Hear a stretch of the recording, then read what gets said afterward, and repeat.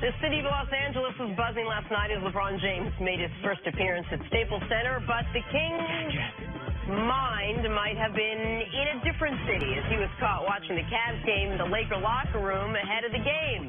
What? It was on TNT. What they want is the game before his game. What do they want him to be watching? Yeah, it's basketball. I was watching it myself. Yeah. The Cavs were giving it to him. I was shocked. I was starting to look, man, Tristan Thompson, he said him. He told him. We the team to beat. Hey, you saw my guy, right? Jetty. Oh, yeah, I saw him. My guy, Jetty. Jetty's got some game.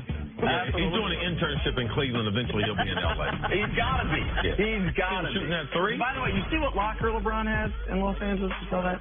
What locker? That's Kobe's old locker. Hold that L, Mamba. Go ahead, Jennifer.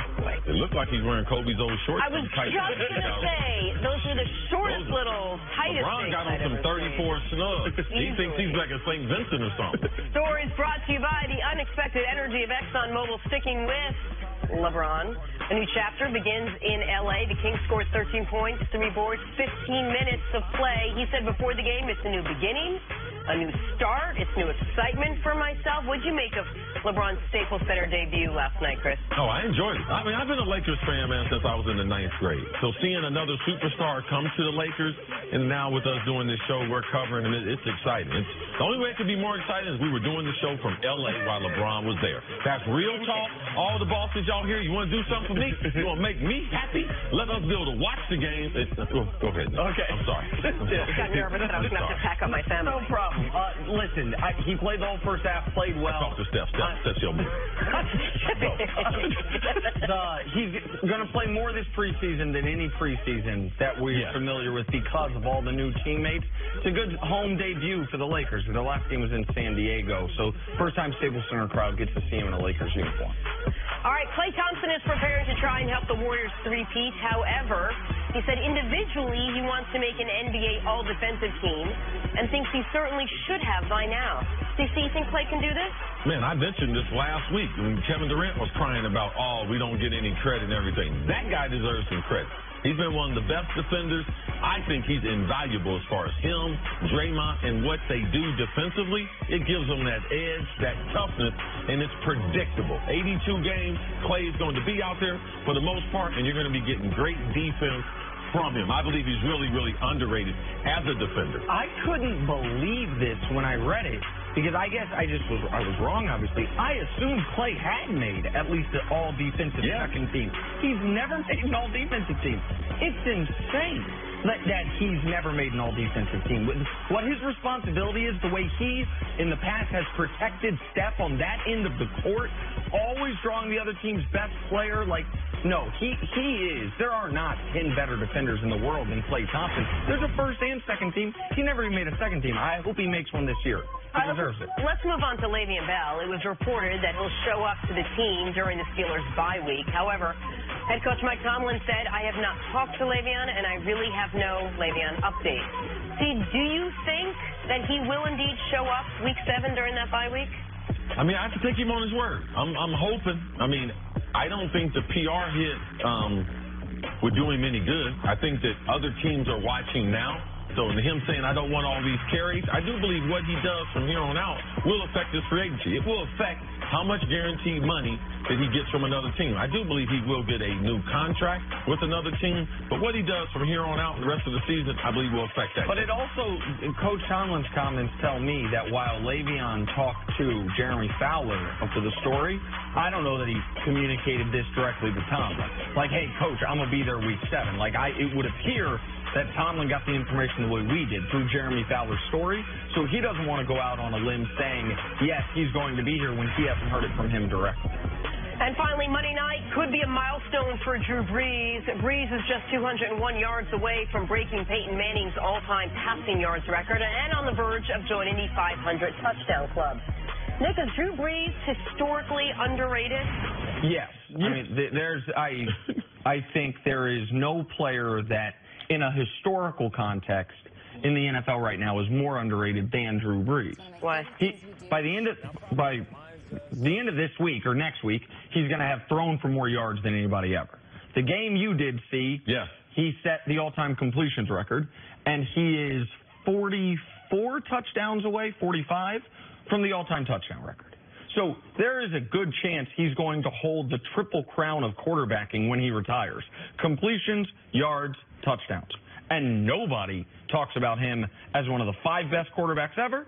Nobody talks about him as one of the 2 or 3 best quarterbacks of his own era. He's never won a league MVP. Never won a league MVP. So Drew, yes, he is historically underrated because of the era of quarterbacks he's played with. And I believe there's been 1,000 quarterbacks with better attributes that played in the NFL than Drew Brees. Height, weight, strength, arm strength, things like that. But Drew has all the intangibles that you want. He's been a high achiever ever since high school. Played at a high level there in Texas, was a leader, was a captain, took that to Purdue, was outstanding there. Had the arm injury in San Diego. They decided to give up on him, resurrected his career in New Orleans, had led them to a championship. He changed his whole franchise. So is he underrated? Yes. If you're playing in a big game, Drew Brees should be mentioned as far as one of the clutch quarterbacks that we've ever seen. In the small body that he's been able to do it with it's amazing. Because now the rules just changed for him. All right, but they've been hitting Drew Brees for his whole career. And he's been able to survive being undersized with, man, this is a big man's game. Pro football is about big people, explosive, and Drew Brees does not have that, but he has the intellect and the intangibles that make him very, very successful. Is there anything to where he plays that keeps him a bit underrated? I think it should help him because this is a sad sack, literally sacks on their head franchise. Yeah. What's the story of Peyton and Eli's dad? Poor Archie Manning. He had to play for the Saints. The team, if he doesn't win that championship, they move him. Mm-hmm. I think that's really on the board post-Katrina, that they move him. And see, how's he been able to do it? You spent time with him recently. Yeah, and he doesn't want publicity for it, but he talked to me. He's very, very frank about it. And he said, I believe that my body is in as good a shape as any other professional athlete given any sport. I believe I'm in just as good a shape or better shape. He said, I just don't want the publicity. Other people, they want the publicity. I don't want people to know that I have a team of people directing me, what exercise I'm going to do, what foods I'm going to eat. And you could see before the game, I had Dusty with us doing the game, and Dusty's a Purdue guy, and Drew Brees, he's always blessing Drew Brees with his little... Man, Drew has such a regiment that I couldn't... Nick, I'll go up to anyone.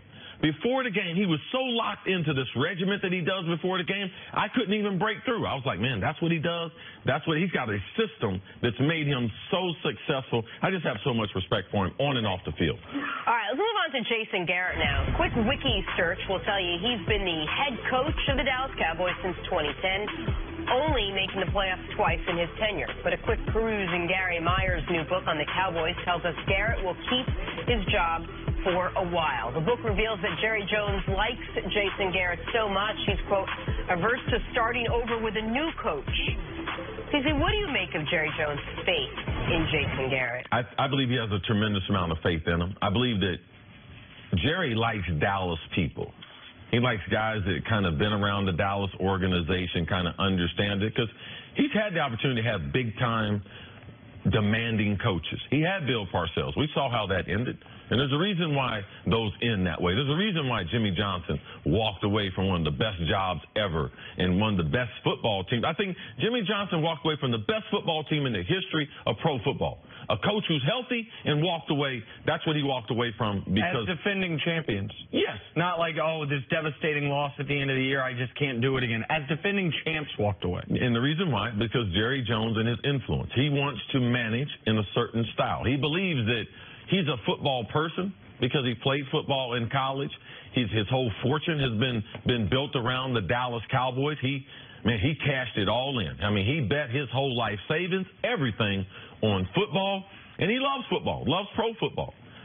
But he wants to manage a certain way. When you want to manage a certain way, you have to hire or have people around you that allow you to do that. And that's what he has with Jason. He has an input on everything that goes on in the Dallas Cowboys. And if you change the head coach, that's not going to be the case. But at the expense of winning?